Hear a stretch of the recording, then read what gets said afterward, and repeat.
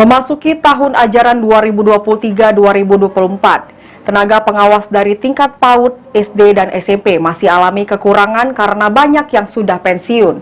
Oleh karenanya, Dinas Pendidikan dan Kebudayaan Kabupaten Muara Enim melakukan uji kompetensi 15 guru penggerak.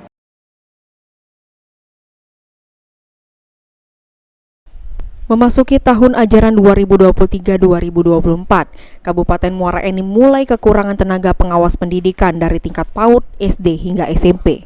Keberadaan pengawas sekolah atau pengawas pendidikan tidak lagi sebagai pengendali administrasi, namun juga sebagai pendamping bagi sekolah binaannya. Kekurangan tenaga pengawas karena banyaknya tenaga pengawas yang sudah pensiun hingga membuat Dinas Pendidikan dan Kebudayaan Muara Enim harus mencari pengganti.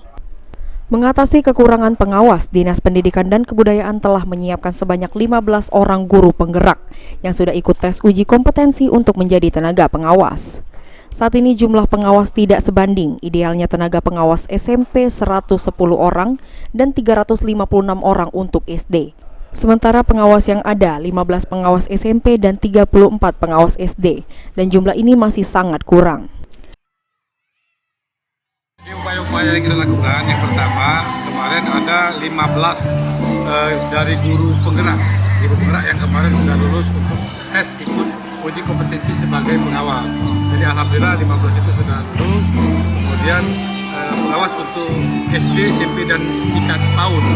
Jadi itu ada beberapa pengawas datanya ada di kantor secara rinci, tapi memang kekurangan pengawas itu, kurang pengawas yang banyak yang pensiun, tapi belum ada yang masuk lagi.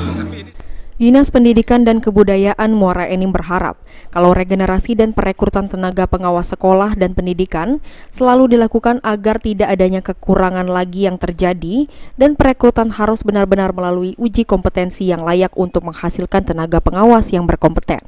Mardiansyah, PAL TV.